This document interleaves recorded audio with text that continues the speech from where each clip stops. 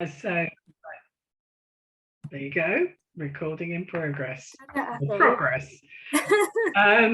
Okay, so you've got about half of us, Kate. So and we've got Anne joining as well. So that's absolutely brilliant. Brill. So I don't think, aside from me, I don't think any of the others have actually been to the workhouse. Okie doke. Is it sort of in the plan that you're going to come and visit at some point? Well, that was one of the things that I was going to ask, because Sarah, did you say you were? Yes, I would quite like to go. Mm-hmm. I would too. Definitely. I mean, I've got a slideshow with a bunch of pictures on and I'll talk you through those, but I think to actually go is another thing. You feel more of the atmosphere of the place when you're actually in the building and feel how imposing it is and things. So yeah, definitely come for a visit. Yeah. I'd highly recommend it, because when I went with Janet, admittedly it was in the summer, but it was it really had the building has a huge presence, so it's definitely worth doing that. Agreed. Right, so I've got a bit of a mini presentation. Some of it's very wordy, so I won't read it all out, but I'll kind of send it you through afterwards and you can just read through it, and I've got some resources on there as well if you want to read through it at your own pace at another time. Am I right to share my screen? No, that's let me just see what I can do. I've got a thing at the bottom. Disable participant screen sharing. Or I can send you through the presentation and you'll just have to flip through it, that's all. I'm just going through to see whether it's I've clicked on allow participants to share screen. So see. Yeah. Share. There you go.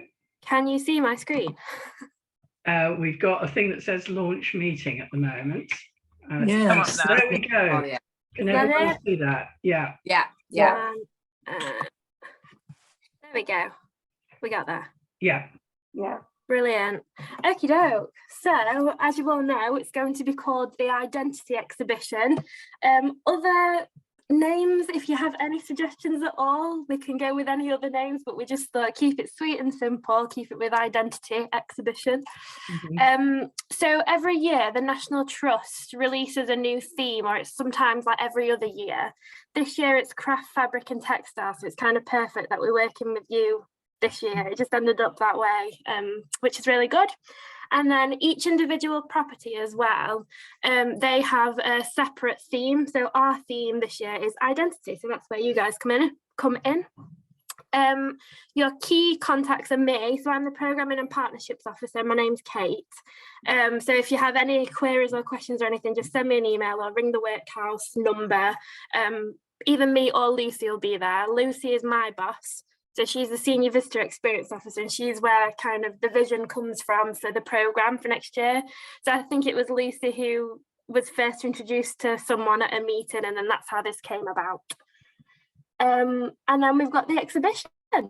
So based around the theme of identity in the workhouse and infirmary, it could be the identity of the workmates, workhouse itself. I know someone was interested in new mothers and babies at the workhouse. Also, staff at the workhouse could be interesting, but you've got a lot of scope to work with, really. So it's anything. Right. I'm not going to read this all to you, but this is what I got when I first started working at the workhouse, a big timeline of workhouse dates. So it just gives you a bit of backstory as to who we are and why we are. Basically, to get a very quick general overview, is in 1601 a new poor law was passed where people had to pay taxes to help people, give people out relief in the community, and then slowly that kind of created this welfare system and the start of workhouses. And this is the last meeting of Southwell Board of Guardians. I just love this picture. So the Board of Guardians were local people, so you could have doctors, just professionals, business owners. They were normally people of a little bit of a higher standing in the community, and they made all the big decisions at the workhouse. So this is them outside Southwell Workhouse in 1930. And then, so when it did open in 1824, it was called the Thurgarton 100 Incorporation Workhouse, and it was built by a guy called Beecher. And he was kind of really famous for starting the welfare system and kind of creating the workhouse as we know it. And this is just a bit of information, which I won't read out to you, but it's about who would have been in the workhouse, what they had to wear, and the fact that there was a lot of manual labour involved, as I'm sure you all are aware already. But this is a bird's eye view of the workhouse that we had took this year as well. So, a bit of an overview of the people at the workhouse. So as I said before, you've got the Board of Guardians. They made all the big decisions, and then they came in probably once or twice a week and had a big meeting in the boardroom.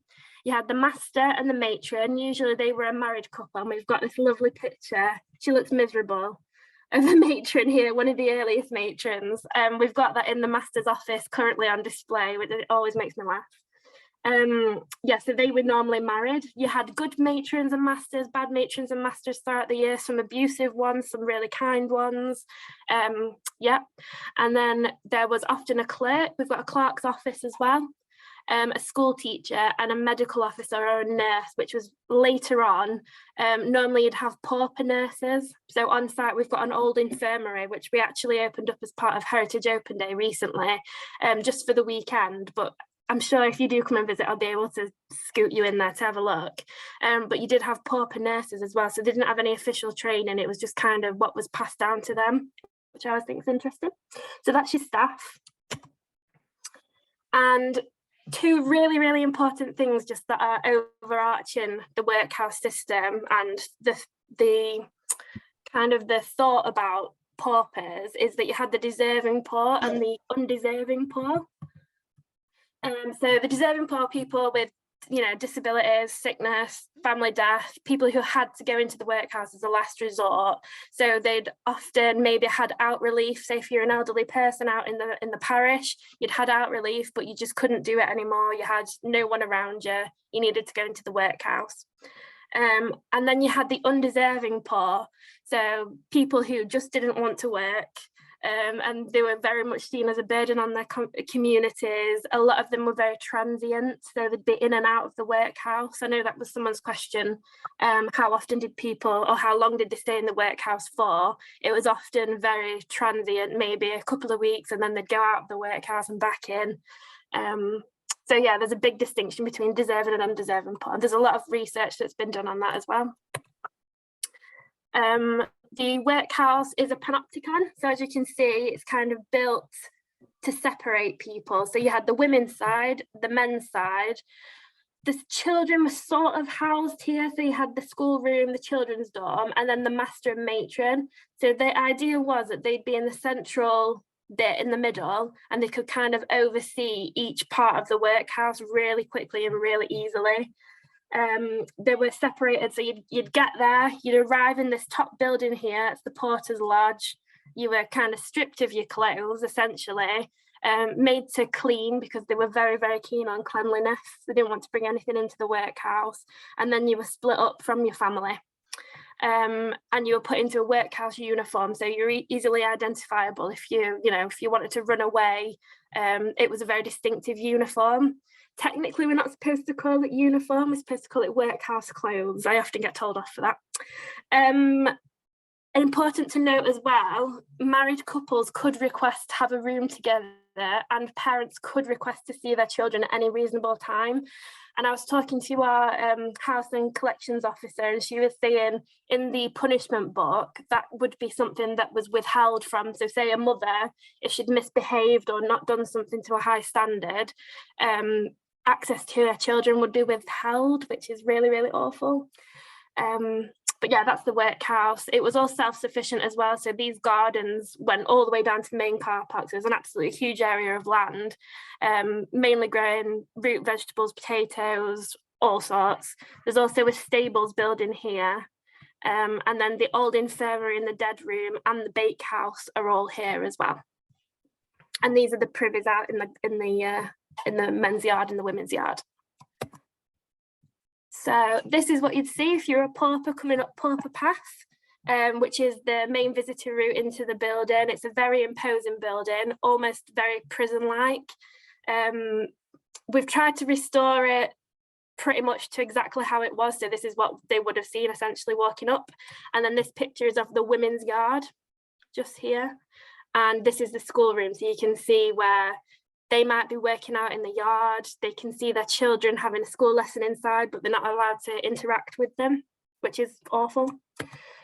I won't read all this to you, but it's quite interesting for you to see if you get a chance to look through it. It's the rules and regulations to be observed by the port of the Southwell Union Workhouse. So it's everything that you had to live by if you were coming into the workhouse. And if you didn't, you'd get kicked out essentially. But I'll send it through to you and you can have a read of that later. I know some people asked to see some workhouse uniforms. We've got a couple of pictures of actual historical pictures, but this is our National Trust recreation. They're pretty historically correct, but we've got a sewing team called the Dorcas Group, and they make all our mannequins and all the clothes that we have on display in the workhouse. So this is an example of what the master would have worn and what the matron would have worn. And then this is the school teacher's uniform, which is very similar, would have worn a bonnet. And then these are some workhouse inmates. So this is right up to the 1930s. They were inmates at the workhouse itself. This is a workhouse shirt as well. I'm not sure if it's a night shirt, it could be. Yeah.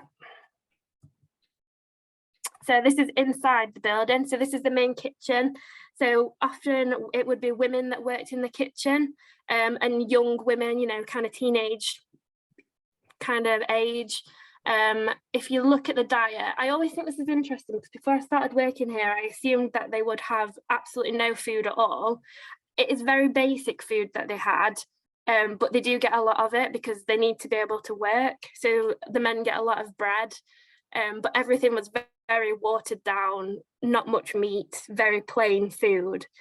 The idea was, obviously provisions weren't very good anyway because of money, they couldn't afford it, but also they wanted to make the workhouse as unappealing as they possibly could to people. If people thought this is the worst place ever, they would only go there if they really, really needed to get there. So it's a very much a last resort kind of place. The kind of jobs that they did at the workhouse. So you've got rock breaking. So they'd smash up rocks and they had to fit it through this sieve. And they'd do that all day. Essentially, the tasks were kind of mind numbing.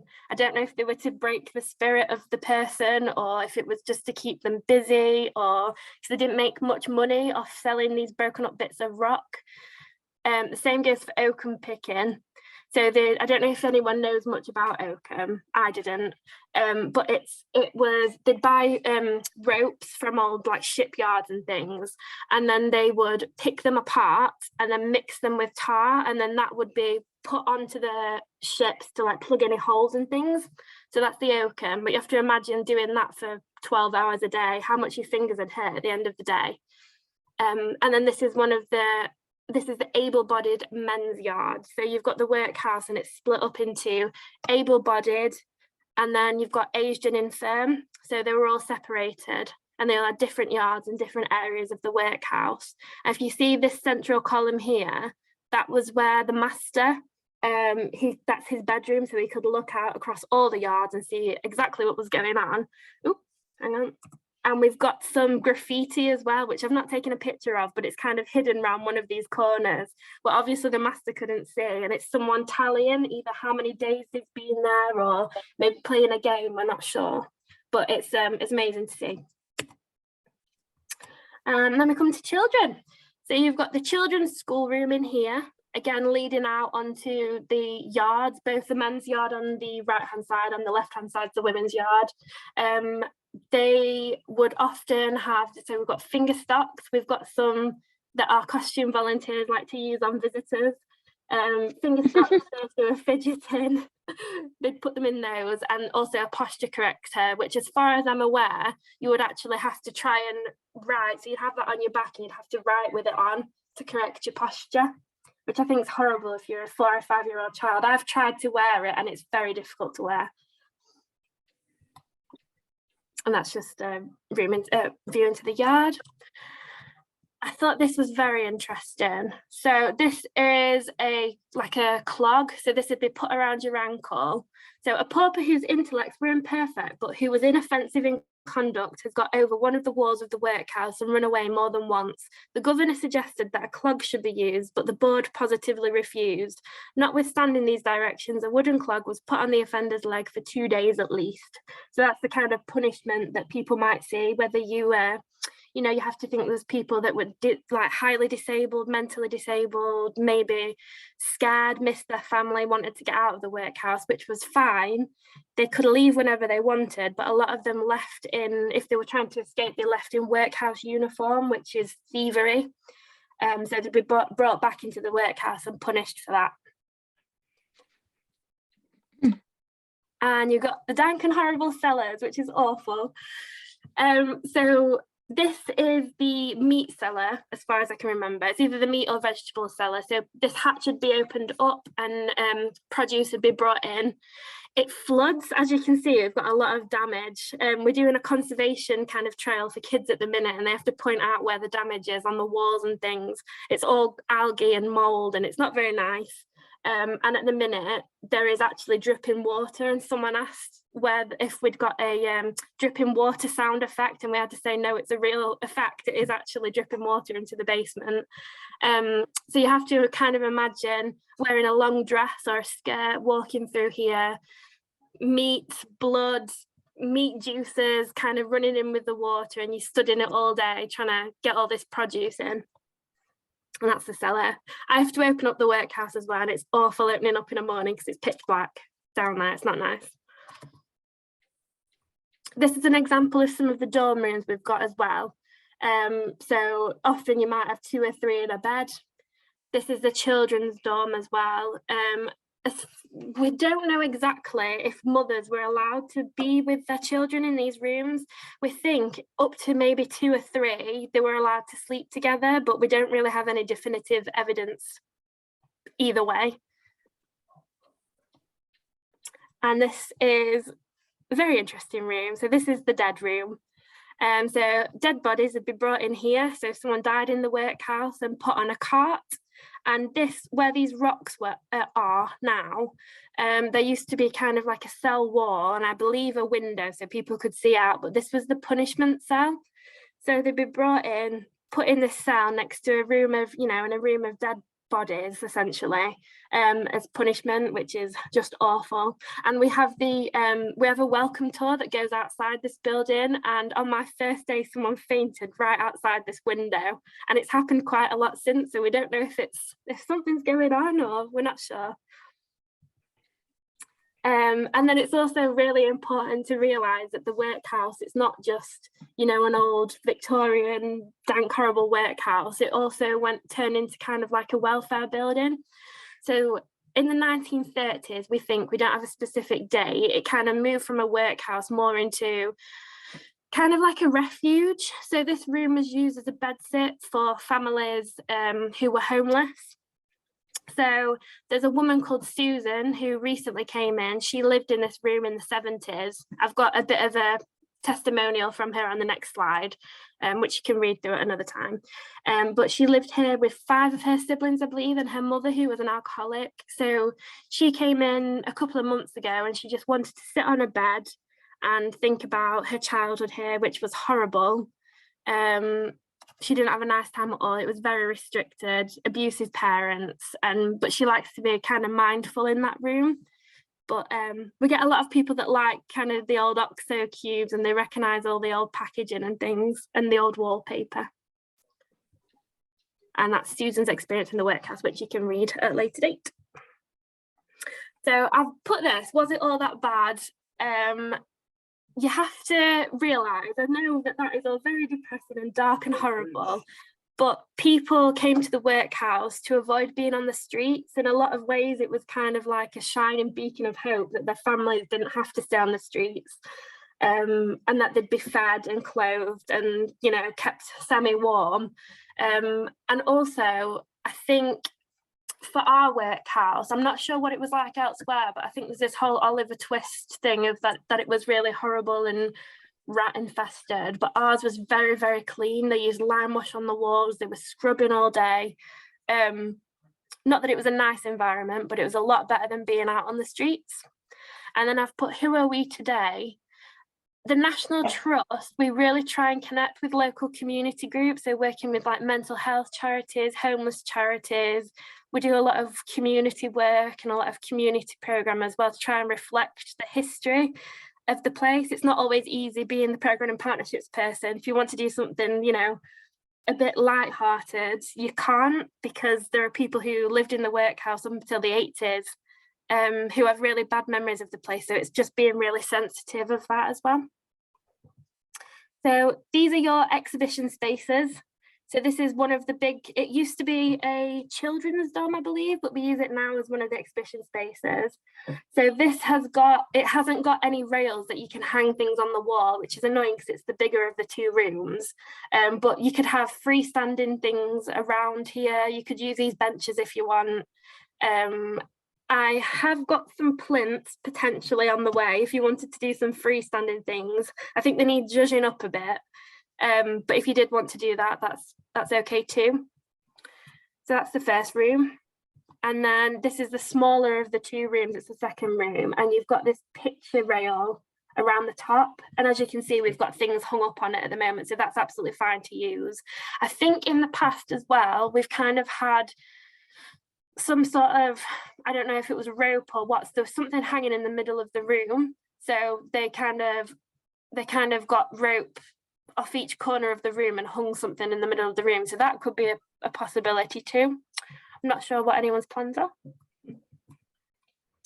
I discussed with my boss this morning if we could have a freestanding artwork somewhere on the ground floor of the house. So those two rooms that I just showed you are up on the top floor, but we were thinking of accessibility.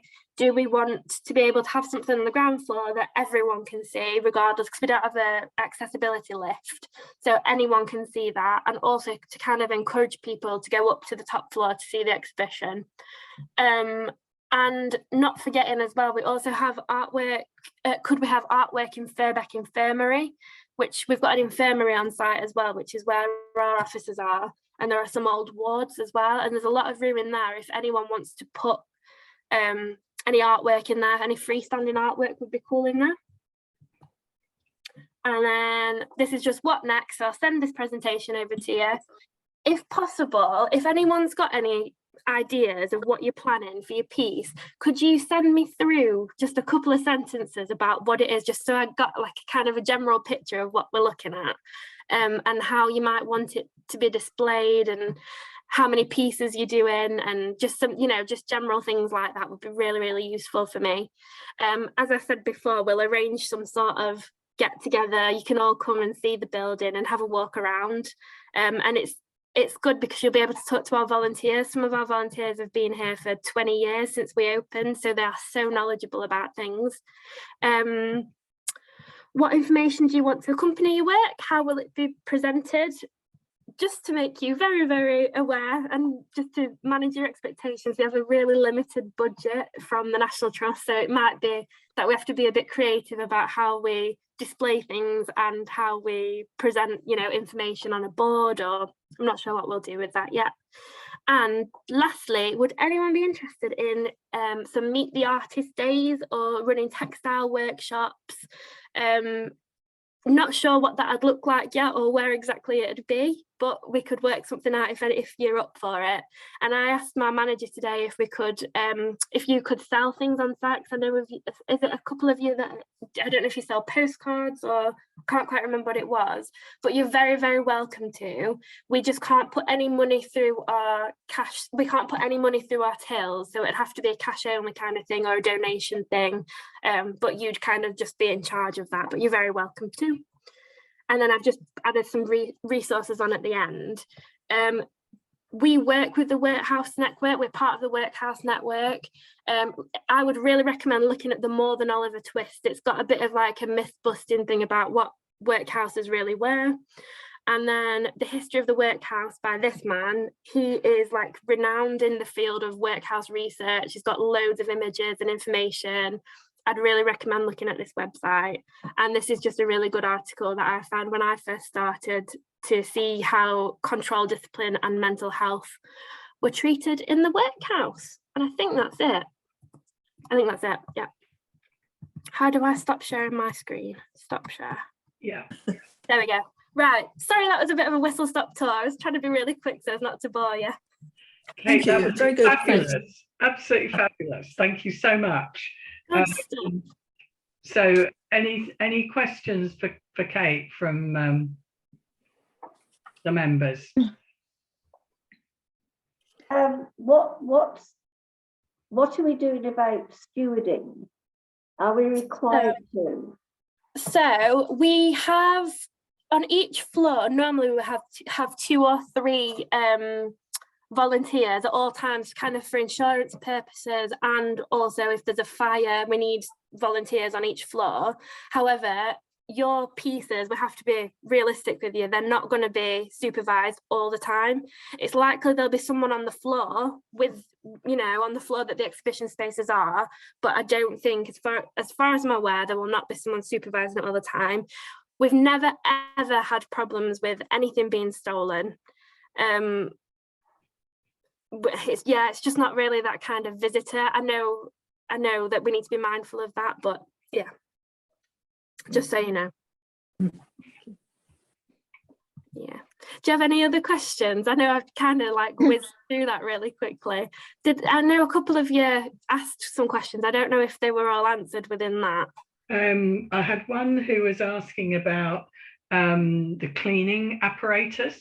So what were they using? Were they using mops, scrubbing brushes? What were the utensils that they used?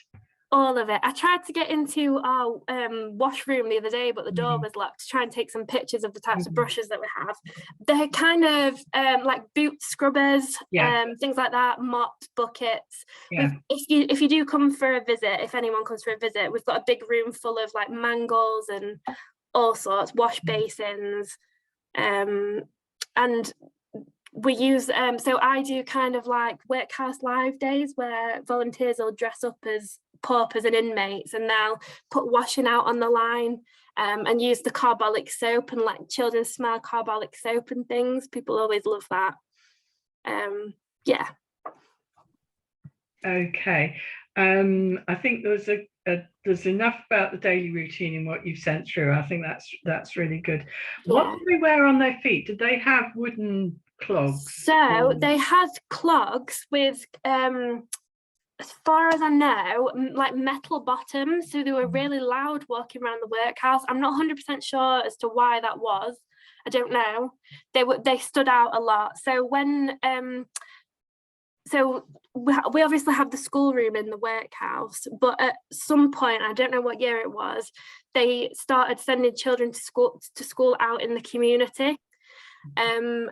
And they were very noticeable by their clogs and their workhouse uniform. So eventually that was changed, I think, so they weren't as noticeable because they were picked on for being workhouse children. Yeah. What did the children wear? I mean, I know we're not allowed to go into uniform, but was there I've read the Higginbottom stuff or whatever his name was, and they said it was often stripes or checks. Or checked, yeah. So all the uniforms, the workhouse clothing that we use, they're kind of like blue checked dresses. As far as I know, that's what they wore at our workhouse. It might be different elsewhere.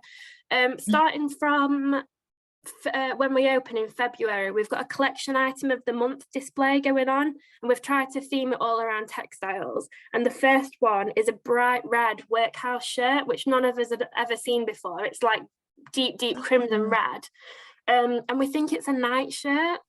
So we don't know if they wore those at night or why it was different, but we found a login Matron's Rough store book for a red flannel night shirt. So yeah, I don't know if it was different elsewhere. That's just us. Right, thanks. Yeah. Blue checked is perfect, thank you. Yeah, just what I wanted. We've got some samples and things if you want to come in that you can have and take back with you. Oh, right. Yeah. Or I can take some pictures of the fabric that we've got. Yeah, I'd like to do that. That would be really helpful. Yes. Yeah. Yeah. Yeah, brilliant. That's fine. Just looking down. Yeah, so we've had length of time people stayed, daily routine, names of people who were in the workhouse. Have we got sort of records of that going back, and can we use them? We have got it. Sorry, my cat's just about to walk over my keyboard. We have, but I think we stay away from using names. Mm-hmm. Because in the local community, obviously people were there up until the 1980s. Some people, I think I said to you before, Jane, some people think the workhouse should be burnt down. Some people think it's good that it's open, but we have to be sensitive to those who don't. And if it was kept private that people were in the workhouse, I think it's probably best to veer away from using names. So long as we know one way or another, that's great. Yeah, definitely. I think, Jane, may I say? Yes. I think it might be best to, although the exhibition is called Identity, it might be more about non-identity, actually. If we don't use names and we do it in a general sense. That's what I'm just thinking. And if I could ask Kate a question while I'm just here. I'm very interested in the plight of babies and infants in the workhouse. And I have looked in general on the internet and done a little bit of research already. And you know, you were talking about uniform, if you like. I noticed that the babies all wore the same baby clothes. So there was rather a lack of identity, I think, amongst the babies. Can you say any more about the babies, please? Yes, I think the lack of identity was for everyone. You were stripped of who you were as a person. You were stripped of your clothes, all your possessions, everything you had, your family even. So that goes for everyone. Babies, we have very, very little written records about, other than deaths, which there were quite a few in the workhouse. We do know that mothers, they did have access to their children up until a certain age. We've got a record.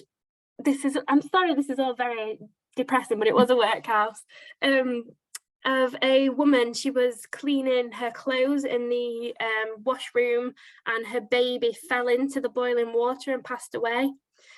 So we've got horrible, you know, records like that of children, but that just kind of shows that that mothers were allowed direct contact with their children. But other than that, we don't have much information other than the horrible stories. There was another woman who gave birth in the workhouse and she ran away. I can't remember why she ran away, but she ran away with a baby, and she was found 2 days later with her baby who had passed away. And then she was taken to court and then not found guilty, because I think it was something to do, someone vouched for her good nature and said she was having some sort of postpartum horrible mental health psychosis type thing. So as far as it goes, all we've got is basically from, you know, newspaper records like that, or when things went wrong. Yeah, thank you, Kate. Yeah. Okay, have we got anything else? Because I think you've answered a lot through the presentation.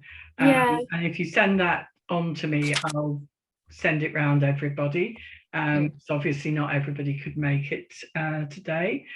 And then if I liaise with you, Kate, about organising a visit for those who want to go on a visit, and we can get that pulled together. So the other thing you need was sort of more information about what pieces we're intending to do. I know mine will be displayed on a mannequin, if Judith will let me continue having that mannequin. So it will be freestanding, but at the moment what form that will take, I'm not absolutely sure.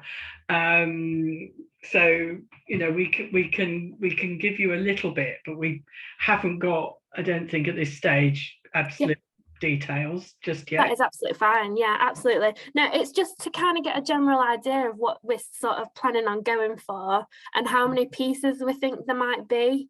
Just so in my head I can start thinking what areas of the room are going to be what kind of thing. Yeah, there's not really a rush for it.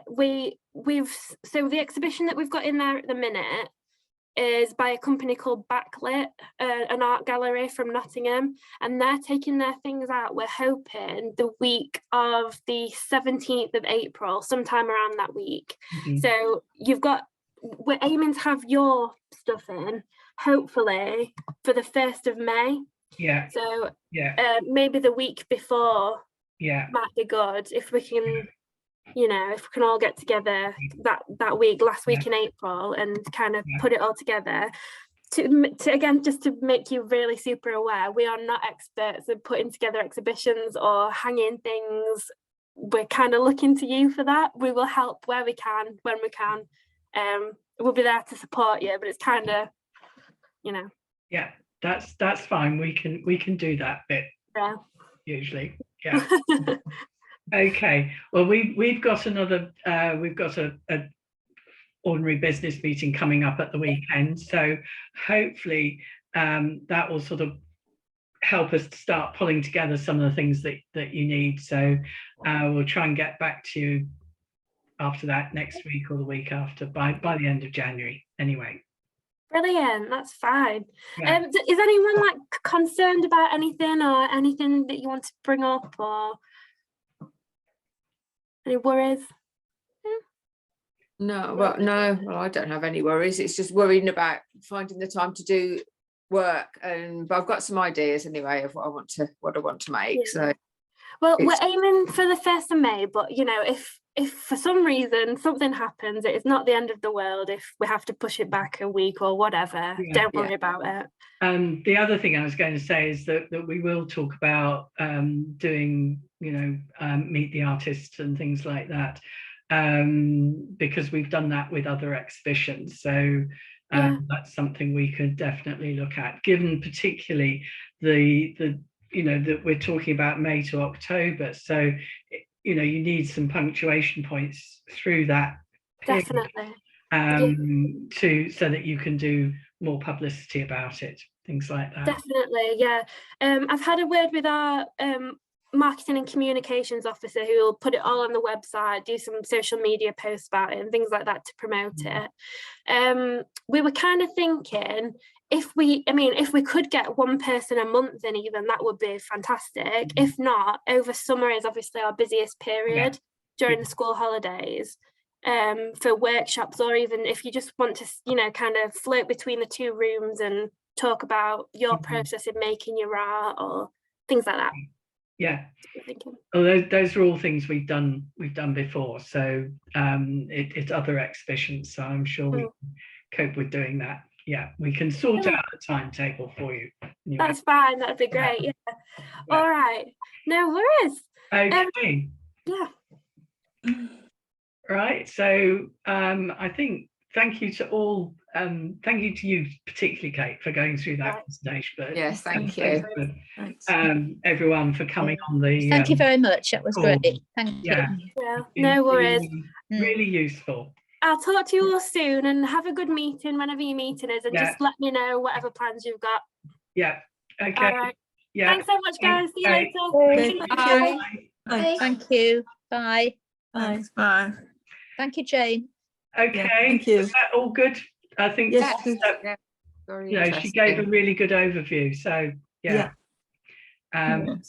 now we need to start thinking. Well, yes.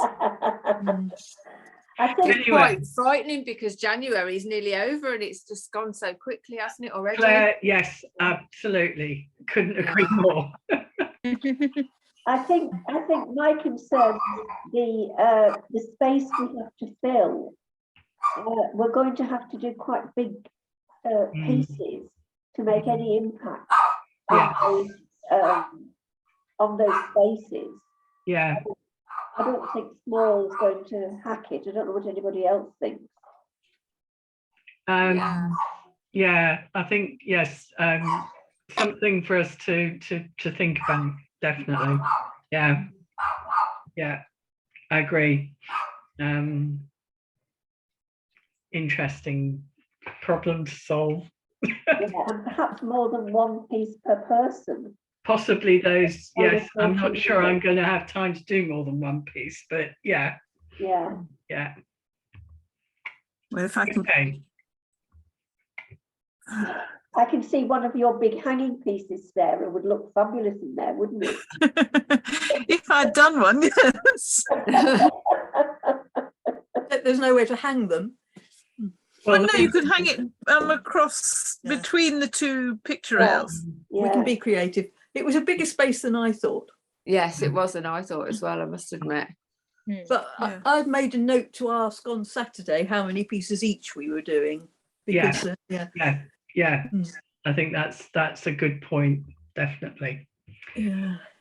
Okay. At the moment, I have no pieces in my mind, so I started mine today and it's at that stage when I can't stand it. So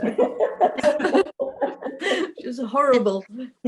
I've got, I've got an idea to do quite a big freestanding piece. I have a baby's cradle, which is more like a doll's cradle than an actual baby's cradle. But I'm going to use that as my centerpiece, and then do some sort of forms all the way like around it. So it will be quite a feature, I hope. That's One my of mine intention is- anyway. One of mine is based on a baby garment. So that could have, I'm going to have to just go because I've just had a phone call I've got to answer. So sorry, no, but I will that's see you all on okay. Saturday. Yeah. We're on Saturday. so hopefully Bye, Claire. see you on. Thanks. And those of you who are able to get on Saturday, we'll see you on Saturday. We've got Yeah. time to mull things through between now and then. Okay. So Okay. bye. Thanks very much, Jane. Bye. Yeah. Okay. Bye. Bye. Bye. Bye.